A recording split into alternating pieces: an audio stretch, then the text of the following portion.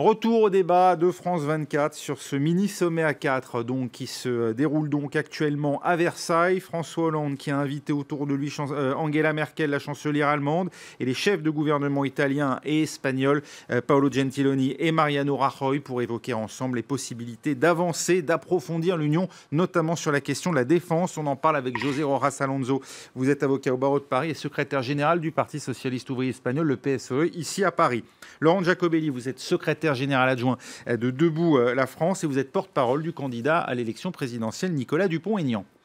Patrick Martin-Génier, enseignant à Sciences Po Paris, spécialiste de droit public et de politique européenne. Je rappelle le titre de votre dernier ouvrage, L'Europe a-t-elle un avenir, aux éditions Studirama. Et Caroline de Camaret, notre chef de service Europe ici à France 24. Vous évoquiez juste avant la pause, José Rojas Alonso, la possibilité donc pour l'Europe de signer des traités. Vous disiez que c'était un aspect essentiel de la politique commune.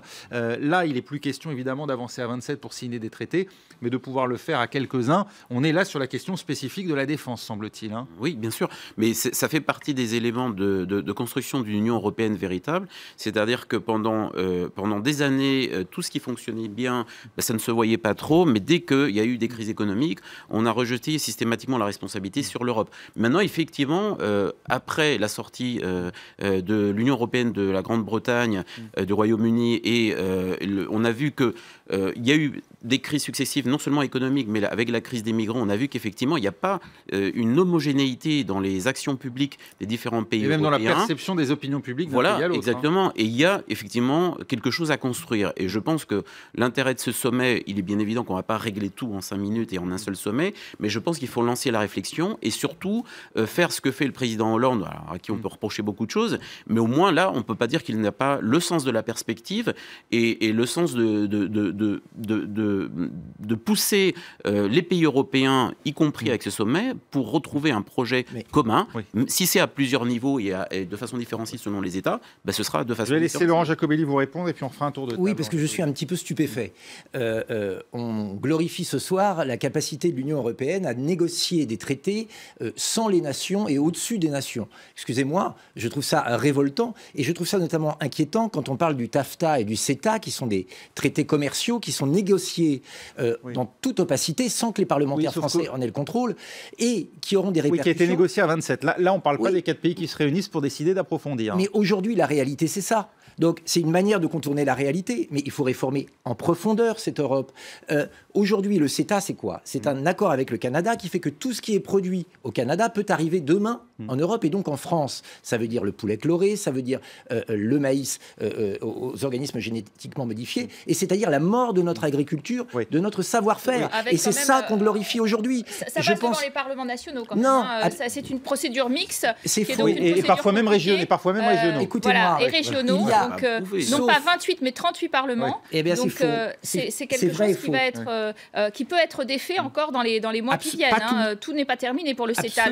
Quant au traité transatlantique, vous savez très bien qu'il est totalement à l'eau en raison de M. Trump. En tout cas, l'Union européenne a des prérogatives, ce qui fait que même si la France rejette ces accords, il y a quand même un certain nombre de chapitres de ces accords qui s'appliqueront au détriment de nos agriculteurs et de nos chefs d'entreprise. Justement, Patrick Martin-Génier, si d'aventure les 4 pays qui se réunissent aujourd'hui décidaient autour de la table d'approfondir et d'aller vers une Europe de la défense, est-ce que nous, citoyens français, serions consultés et n'est-il pas normal d'une certaine manière que nous le soyons quand de tels projets sont évoqués entre chefs d'État ? Je crois qu'en effet, les citoyens doivent être consultés de plus en plus, mais vous avez vu que maintenant, quand on fait des référendums en Europe, souvent ce sont des référendums contre l'Europe. Alors donc, ce ne serait pas le cas de la France, naturellement. Il n'y a pas qu'une façon d'aller consulter les peuples à travers le référendum, c'est une chose, mais également à travers les parlements. Les parlementaires représentent le peuple également. Donc naturellement, lorsqu'il y a un traité, ils doivent être ratifiés par les parlements nationaux. Pour les coopérations renforcées. Pour les coopérations renforcées. Et vous évoquiez, monsieur, tout à l'heure, les accords commerciaux internationaux. Le Parlement européen a un rôle très important parce qu'il lui appartient de refuser ou d'accepter les traités commerciaux internationaux, car le commerce est une compétence exclusive de l'Union européenne et il ne faut pas faire l'injure à l'Union européenne de méconnaître les intérêts des citoyens. Il y a des négociations et les parlements nationaux sont également consultés. Donc je note, excusez-moi, mais c'est très important. Je note que comme les peuples par référendum sont contre l'Union européenne, il ne faut plus avoir recours au référendum. Non, je n'ai pas dit ça. C'est une vision de la démocratie, je n'ai pas dit ça. Je dis que nous ne partageons pas. Pas du tout. non, mais vous avez un langage de populiste, monsieur. Donc moi, je vous dis qu'il y a différentes façons de consulter le peuple. Quand on est contre l'Union européenne, on est populiste. Il y a différentes façons de consulter le peuple. La société, non, aucun. Alors, oui, absolument. Nous sommes dans une démocratie, dans des démocraties représentatives. Il y a, excusez-moi, il y a le Parlement européen et le Parlement français, le Sénat et l'Assemblée nationale qui ont leur mot à dire. C'est une autre façon de consulter les représentants du peuple. Pour essayer de comprendre où on en est aujourd'hui, Caroline de Camaret, l'actuel président de la Commission européenne, qui a d'ailleurs dit qu'il ne remplirait pas pour un nouveau mandat, il semble effectivement lui-même un peu désabusé sur son rôle, c'est Jean-Claude Juncker. La semaine dernière, il a soumis précisément au Parlement européen ses scénarios, son livre blanc plutôt pour l'avenir de l'Europe. Et c'est ce dans quoi aujourd'hui s'engouffrent ces chefs d'État et de gouvernement. Oui, alors ils ont choisi, en tout cas, il y avait 5 scénarios possibles sur l'Europe qu'a décliné et décrit Jean-Claude Juncker, qui ne s'est pas trop avancé d'ailleurs. Et qui les a proposés aux chefs d'État, aux 27, pour l'après-Brexit, en vérité. Et on comprend bien qu'ils ont choisi le numéro 3, c'est-à-dire justement les fameuses coopérations renforcées. Alors, ça pose la question aussi de savoir qu'est-ce qu'on propose aux pays de l'Est, au groupe de Visegrad, qui dit nous, peut-être qu'on n'en fera pas partie. Simplement, c'est vrai que eux se sont exclus d'un certain nombre de chapitres eux-mêmes. C'est-à-dire, sur la question migratoire, il y avait un plan qui a été agréé, y compris par eux, au niveau des chefs d'État et de gouvernement, et qui n'a pas été appliqué et qui a été refusé par le gouvernement suivant. Donc, il y a eu un certain nombre de problèmes avec ça. Alors, on leur dit, écoutez... Vous ne voulez pas avancer, par exemple, sur la défense. Ça n'est pas le cas de tous. Peut-être que les Polonais voudront avancer sur la défense parce qu'ils ont peur des Russes. Donc, ce n'est pas forcément le blocage le principal. Mais vous ne voulez pas avancer sur tel ou tel chapitre. Bien, à ce moment-là, laissez-nous au moins avancer, nous. Parce qu'il y a des gens qui veulent plus d'intégration et qu'il faut bien, avoir un message... post-Brexit sur la capacité de l'Europe de ne pas avancer à reculons, finalement. Et ces pays, justement, Caroline, qui ne veulent pas plus d'approfondissement a priori, vous dites pour autant ils ne sont pas prêts à assister en tant que spectateurs à un approfondissement qui se déroulerait sous leurs yeux. Voilà, ils ne veulent pas d'un strapontin, finalement, ou en tout cas, de toute façon, sur des questions comme la défense, qui sont des questions très sensibles, ils devront d'abord donner leur premier accord pour qu'on puisse discuter à 9 et non pas à 28, etc. Est-ce qu'on ne retrouve pas là la stratégie d'empêchement qui a été celle du Royaume-Uni pendant tant d'années, en fait, sur l'avancée européenne et l'approfondissement? Mais finalement, le défi aujourd'hui, et c'est celui que posent les 4 intervenants, c'est sur certains sujets, ils vont être malgré tout intéressés. Je parlais de la défense, où on sent bien qu'ils sont en train de flancher pour certains qui ont vraiment peur du voisin russe. Sur d'autres, ils seront moins intéressés. L'harmonisation fiscale, par exemple, ne fait pas partie d'un certain nombre de volontés de ces pays-là, par exemple, sur les questions migratoires, moins aussi. Donc ceux qui veulent avancer plus vite iront plus vite. C'est déjà le cas, ça existe déjà. On pense à la zone euro, on pense à l'espace Schengen, tout cela est quand même un club qui n'est pas égal au club des 28. L'euro, bien sûr. Voilà. L'euro, l'espace Schengen. Patrick Martin-Génier. Oui, et je voulais dire qu'il y a un aspect historique très important dans l'Europe, qui ne date pas uniquement de l'Union européenne. Il y a toujours eu, depuis 1969, Georges Pompidou, un triptyque qui avait été posé par la France. C'était l'achèvement, l'approfondissement et l'élargissement. Donc il y a 3 étapes. Et c'est parce qu'on n'a pas nécessairement respecté ces 3 étapes qu'on est allé trop loin. C'est-à-dire qu'on a élargi, on a fait le marché unique sans véritablement réfléchir sur ce qu'on faisait ensemble. Et c'est pour ça qu'aujourd'hui, d'ailleurs, on dit ce mini-sommet, mais ils ne vont rien décider ensemble, ils vont simplement proposer, car il y a le 9 et 10 décembre un Conseil européen à Bruxelles, et à la fin du mois, on va célébrer les 60 ans du traité de Rome. Il s'agit là de regrouper quelques pays très importants pour faire des propositions ambitieuses pour l'Europe, et je crois que c'est important. François Hollande l'a dit, pour lui, la priorité numéro 1, et c'est sans doute là où il compte peut-être agglomérer le plus de bonne volonté, c'est la défense. Est-ce que c'est vraiment, d'après vous, José Rojas Alonso, un impératif partagé par la plupart des Européens aujourd'hui? Ça l'est devenu parce qu'on voit que même si le traditionnel allié américain va rester allié, bien évidemment, parce que c'est une tendance profonde et historique, mais on a un dirigeant actuellement aux États-Unis qui est non pas forcément contre les alliances, mais qui est manifestement instable. Et une personne qui est instable de cette nature-là, c'est très difficile de travailler avec lui, parce qu'il a reconnu lui-même, Donald Trump, c'est un président qui s'informe en regardant la télévision. Alors c'est très bien. À mon avis, pour un dirigeant politique digne de ce nom, ce n'est évidemment pas suffisant. Surtout quand on a dans son pays la CIA, un certain nombre d'agences de renseignement qui permettent d'avoir, pas toujours la vérité, mais au moins des sources d'informations quand même un peu plus profondes. Ceci étant dit, bien évidemment, l'Europe de la défense, ça va être un gros enjeu. Mais pourquoi? C'est pas seulement en termes de j'allais dire, armement traditionnel. On le voit actuellement avec ces problèmes de piratage informatique, ces problèmes de cyberattaque, comme on dit, dont on dit que certaines pourraient venir effectivement de la Russie. On n'en est pas sûr à 100%. C'est bien la difficulté. Et c'est là qu'effectivement, je suis d'accord avec votre journaliste, effectivement, avec madame, parce qu'à un moment, la question de la défense, elle n'est pas seulement de dire si on va, comme c'était le cas avant, de dire on va avoir au moins des matériels communs, c'est-à-dire les mêmes fusils, les mêmes chars d'assaut, etc.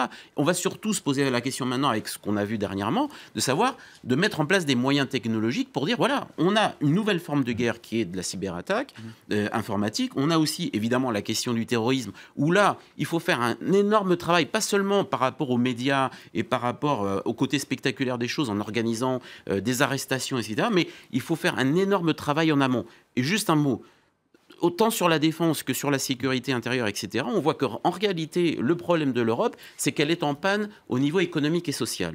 Et de là, toujours dans l'histoire, viennent énormément de problèmes, parce que vous pouvez avoir une Europe isolée en construisant des murs, ou comme certains disent, des États-nations souverains qui construisent des murs, mais ça n'a jamais marché dans l'histoire. Chaque fois qu'il y a eu un mur, tout le monde l'a franchi. Il n'a pas duré très longtemps. Et je ne parle même pas du mur de Berlin, donc que tout le monde connaît. Laurent Giacobelli, est-ce qu'il est nécessaire aujourd'hui de mettre en commun, et on sait que la première armée d'Europe, surtout que maintenant que le Royaume-Uni quitte l'Union européenne, c'est la France. Jusqu'où la France doit... D'abord, est-ce une bonne idée? Est-ce que la Russie constitue effectivement une menace suffisante pour que l'Europe décide de mutualiser ses moyens?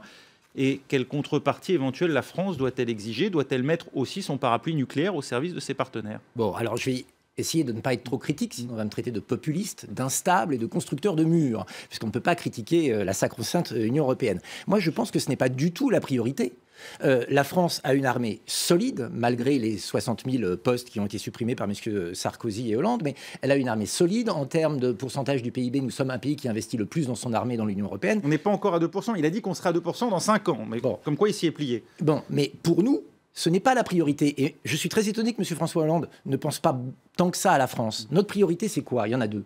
L'emploi et la sécurité. La sécurité, on en a parlé tout à l'heure. Aujourd'hui, l'Union européenne, pour la France, c'est de la perte d'emploi. Il faut le dire aux auditeurs. C'est d'abord 500 000 travailleurs détachés qui payent leurs taxes sociales en Pologne, en Roumanie, en Bulgarie et pas en France, qui prennent 500 000 emplois à des travailleurs. Ça empêche de faire l'Europe de la défense, ça? Je vous dis que ce n'est pas la priorité. Oui. Et si on réglait les vrais problèmes, allons avant d'aller là où nous sommes déjà assez forts et où nous n'avons que peu besoin de l'Europe. Voilà, deuxièmement, il faut plus. Deuxièmement, la délocalisation. Aujourd'hui, Whirlpool à Amiens va délocaliser en Pologne. Pourquoi en Pologne? Parce que les salaires sont moins chers, je crois que le SMIC est à 450 € et que l'Union européenne permet cela. Oui. Il y a des urgences à rétablir l'économie française et à changer les règles de l'Union européenne qui sont néfastes pour l'emploi en France. Nous avons détruit 1 million d'emplois au minimum à cause de l'Union européenne, emplois qui ont été créés dans les pays de l'Est. Tant mieux pour eux. Mais le problème de François Hollande devrait être de créer de l'emploi en France. C'est ça la vraie priorité. Patrick Martin-Génier. Vous êtes en train de faire de la démonstration qu'il faut plus d'Europe. Parce que, oui, naturellement. Les chômeurs français vous écoutent avec intérêt. Absolument, monsieur. Parce que la fiscalité, pourquoi il y a des gens et des entreprises qui délocalisent en Pologne ou ailleurs? C'est aussi parce que la fiscalité n'est pas harmonisée. Exactement. Et que lorsqu'on aura fait une fiscalité harmonisée au niveau de l'Union européenne, il n'y aura pas ce type de délocalisation. Harmonisée sur le mieux-disant ou le moins-disant social? Sur le mieux-disant, parce que c'est l'Union européenne n'harmonise pas par le bas, elle harmonise avec effectivement des normes sociales. Rappelez-vous la directive Bolkestein. Et donc, par conséquent, justement, il faut harmoniser. Et la Bulgarie... La France a les moyens, ça l'imposer. La France a les moyens, ça La France a la possibilité d'impulser et d'aller notamment vers plus d'Europe sociale. Il y a eu un rapport de l'Institut Jacques Delors sur ce point. Et naturellement, il faudrait un sommet sur l'Europe sociale pour harmoniser par le haut ces normes de protection sociale. On disait... Je reviens de Bulgarie, mais vous avez mentionné la Bulgarie. Destruction d'emplois. En effet, il y a eu une certaine délocalisation. Par exemple, j'étais dans un centre d'appel téléphonique, etc. Il se trouve quand même que la Bulgarie, qui a donc depuis 10 ans est dans le club européen, à augmenter ses salaires, augmenter ses normes sociales. Et donc, il y a l'harmonisation par le rééquilibrage qui se fait. D'ailleurs, ceux qui souhaitent davantage, comme vous dites, d'externalisation, eh bien, ils vont chercher beaucoup plus à l'Est, hors de l'Union européenne désormais. Et donc, le problème n'est plus, et de moins en moins dans l'Union européenne où il y a rattrapage, c'est quand même un des bénéfices quand même, c'est le rattrapage économique, où il y a un rattrapage économique qui commence à s'équilibrer. Et c'est le souhait de l'Union européenne de prospérité de tout son club pour que justement il n'y ait plus de guerre, il n'y ait plus de conflit. Chose qu'elle a réussi. Vous devez reconnaître qu'on n'a pas eu de conflit. Je répondrai à cette question. C'est un jeu de vase communicant, vous avez raison. Le sort de la Bulgarie va mieux, mais la France va moins bien. Le taux de chômage aujourd'hui dans l'Union européenne est le même qu'en 2009. Or, la France, elle, a perdu 3 millions d'emplois. Enfin, en tout cas, il y a 3 millions de chômeurs supplémentaires. Et évidemment, il y a eu de la création d'emplois à l'Est. Tout cela n'est pas de la faute de l'Europe. Tout cela n'est pas de la faute de l'Europe parce que l'Allemagne se porte très bien, crée des emplois. Que l'Allemagne. Et donc, il y a également des difficultés internes à la France. Moi, je pense qu'on touche là au vrai fond du problème. C'est-à-dire que ce qui fait qu'un ensemble économique et social ou un ensemble politique fonctionne, c'est l'harmonisation des différents secteurs et des différents niveaux de richesse. Oui, mais sur quel niveau ? Parce que précisément, la question, c'est précisément, j'y viens. Mais il y a des instruments. Il y a des instruments, y compris au niveau national et européen, qui permettent d'aller dans le sens d'une harmonisation, bien évidemment, par le haut. Il n'est pas question d'harmoniser par le bas. Et je vais vous dire, on en a la preuve tous les jours, parce que c'est ce que fait Mariano Rajoy depuis 4 ans, 5 ans en Espagne. Lui, il a tout harmonisé par le bas. Conséquence, faible salaire. Ce n'est pas la faute de l'Europe, c'est la faute du gouvernement Rajoy.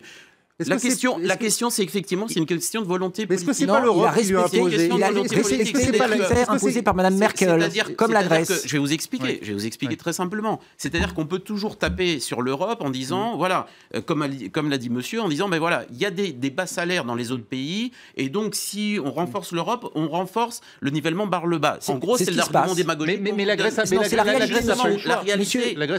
réalité, le sens historique de la construction européenne est tout à fait l'inverse. C'est-à-dire qu'à un certain moment, y compris au niveau des socialistes européens, on se moquait de la proposition qu'on faisait d'un SMIC européen. Il est bien évident que c'est vers là qu'il faut tendre, parce que c'est ça qui va réellement éviter la concurrence déloyale de certains pays par rapport à d'autres.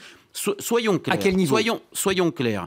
Il y a deux éléments sur lesquels il faut construire. Il faut construire et reconstruire le projet européen sans cesse, tous les jours. C'est le problème de l'harmonisation sociale, effectivement. Faire tout pour empêcher que les entreprises européennes, mais les entreprises françaises aussi, profitent des différences de niveau de vie entre différents pays pour faire des bénéfices ailleurs, alors qu'ils devraient les faire en France. Premier point. Deuxième point, très important. 250 parce que ça, on n'en parle jamais dans les débats européens. Deuxième point très important, c'est la question... Si vous m'en laissez pas mais répondez, soyez concret. La vraie question, c'est de savoir comment se fait-il que dans le débat européen et dans le débat politique national, on ne parle jamais de la question de l'évasion fiscale. Parce que quand vous comparez les chiffres de l'évasion fiscale, mais je dis en France, là je ne parle même pas de l'Europe, mais vous avez raison, de l'évasion fiscale en France par rapport aux abus des droits sociaux qu'on dénonce souvent dans certains partis conservateurs, le rapport il est de 60 à 1. C'est-à-dire que l'évasion fiscale représente 60 plus fois d'argent que les abus et les fraudes dans les droits sociaux. Là, c'est la réalité, parce que là, c'est de l'argent qui est produit en France. 250 € comme en Bulgarie pour les salariés français. Mais même si vous m'interrompez tout le temps, vous n'allez pas avoir... Mais vous ne répondez pas. Parce que ce n'est pas seulement... On va laisser José Orasalondo terminer. Ce qu'il faut que vous compreniez, c'est que l'évasion fiscale, c'est le vrai sujet. Combien ? Dans tous les pays européens, il y a de l'évasion fiscale énorme. Et ce qui n'est pas normal, et c'est ce que les citoyens ne comprendront jamais, c'est qu'on laisse des gens qui ont évadé des milliers d'euros, des millions d'euros, revenir dans les pays avec une prime, avec un impôt comme ça s'est passé en Espagne, vous êtes gêné. de 10%. Vous ne répondez pas. Non, Laurent Jacobelli. C'est-à-dire que vous ne me laissez pas finir ma phrase. Vous ne répondez pas. Laurent Jacobelli, vous avez parlé de répondre ici et ailleurs, il n'y a pas de problème. La vraie question, c'est vous qui ne voulez pas voir la réalité des choses. La vraie question, c'est que les entreprises font de l'argent. Et elles font de l'argent comment ? En jouant sur la compétition entre les salariés, au niveau national et au niveau des autres pays européens. Voilà la réalité. Est-ce qu'il faut les encourager ?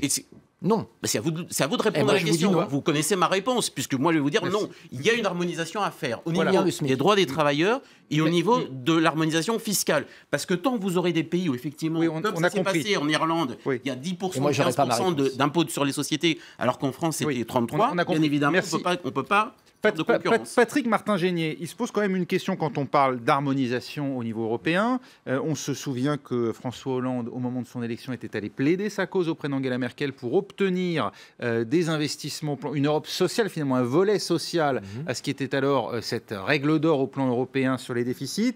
Il a obtenu un volet investissement, mais finalement pas grand-chose de plus. Est-ce qu'on peut réellement changer les choses aujourd'hui en Europe ou est-ce que la politique est une politique unique, qui est une politique d'austérité?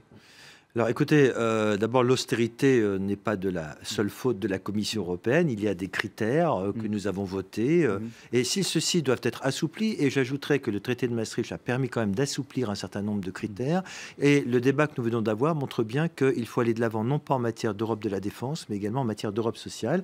L'Institut Jacques Delors avait déposé il y a 2-3 ans un rapport pour avancer vers l'Europe sociale et cela fait également partie de la possibilité d'avoir des coopérations renforcées et moi je prône pour un sommet effectivement de façon à, comme vous dites, harmoniser non pas par le bas, mais par le haut, et par des directives et règlements, ce qui veut dire que ça passera nécessairement par l'Union européenne et le Parlement européen. Caroline de Camaret, sur la question spécifique de la défense, est-ce que la France peut obtenir de sortir du calcul du déficit les dépenses en matière de défense si effectivement on avance? Elle cherche en effet à le faire, vous avez raison de le souligner. Il paraît à la France assez difficile de lutter et contre Daesh et contre d'autres menaces extérieures seule. Elle a bien vu au Mali d'ailleurs qu'elle s'est retrouvée très seule et heureusement derrière on a vu l'Allemagne s'impliquer comme jamais d'ailleurs et c'est pour ça qu'on parle d'interopérabilité des équipements qui est très important, puisque si on a un porte-avions français avec des avions allemands qui ne peuvent pas l'utiliser, c'est assez compliqué. Donc, la France était demandeuse et l'Allemagne de plus en plus fait ce pas en avant alors que c'était véritablement un sujet tabou pour elle. Alors c'est vrai qu'aujourd'hui Angela Merkel est prête à reconnaître, elle va briguer un 4e mandat, vous le savez, est prête à reconnaître l'importance de ces investissements de défense. L'Allemagne qui a été aussi frappée par le terrorisme, l'Allemagne qui sait que donc il faut investir à l'extérieur et à l'intérieur, et puis l'Allemagne qui a en effet, on n'a pas eu l'occasion d'en parler, mais des inquiétudes particulières sur le front Est aussi, avec cette demande des pays baltes davantage de protection et de ne pas se voir enlever un bouclier de l'OTAN, pour l'instant essentiellement américain. Et donc l'Allemagne qui entend bien cette crainte, la chancelière qui, on parlait d'écoute, qui estime qu'elle est elle-même écoutée par les Russes en amont de cette campagne électorale de septembre prochain.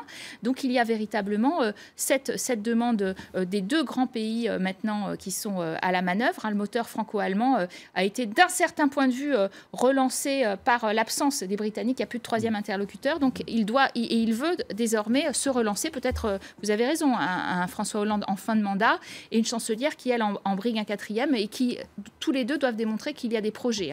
Patrick Martin-Génier, vous vouliez ajouter un Oui, chiffre, je converge tout à fait dans ce que vous dites et citer un chiffre. La Commission européenne a dit récemment, dans un récent document, que le coût de la non-Europe, l'absence de coopération en matière de défense, coûte entre 25 et 100 milliards d'euros par an. Donc, ce qui veut dire que l'Europe de la défense, aujourd'hui, c'est avant tout renforcer la coopération sur le matériel militaire et développer... C'est un moyen de réduire les coûts, donc de faire des économies d'échelle et de mutualiser les moyens. Laurent Jacobelli, il y a cette possibilité, il y aurait peut-être cette possibilité effectivement de sortir du calcul du déficit, ce budget de la défense. Vous pensez que c'est évidemment, on l'imagine, nécessaire. Vous êtes sans doute contre d'ailleurs la règle des 3%. Absolument. Plus généralement, est-ce que vous pensez aujourd'hui qu'une défense européenne a un sens quand on sait que les États-Unis projettent de déployer des boucliers antimissiles en Pologne, par exemple, et que c'est déjà le cas en Roumanie? Ça dépend ce que vous mettez dans le terme défense européenne. Et moi, je suis toujours très inquiet quand l'Union européenne met son nez dans quelque chose, parce que est-ce que ça veut dire que ça va être à nouveau fusionnel et qu'on va devoir tout faire ensemble sans que les nations aient leur mot à dire? Parce que c'est ça aujourd'hui le problème sur l'ensemble des questions. Je remarque d'ailleurs que j'ai pas eu ma réponse sur le SMIC, donc comme le SMIC est oui, mais c'était pas vraiment l'objet de ce débat, vous l'aurez compris. Les salariés français l'auront compris qu'on s'alignera sur la Bulgarie. Deuxièmement, en revanche, s'il s'agit de faire des coopérations sur du matériel, d'interopérabilité, des pactes de non-agression mutuelle, du travail en commun, bien évidemment. Nous sommes pour, parce que ça correspond à cette vision de l'Europe que l'on a, une Europe des projets ou des nations qui Ça peut se superposer avec l'OTAN. Pour vous, il n'y a pas de contradiction. Non, tant que ça se fait entre nations, volontaires qui signent des accords entre elles. D'ailleurs, on a signé il y a quelques années des accords supplémentaires avec le Royaume-Uni. Il n'y a pas eu de problème.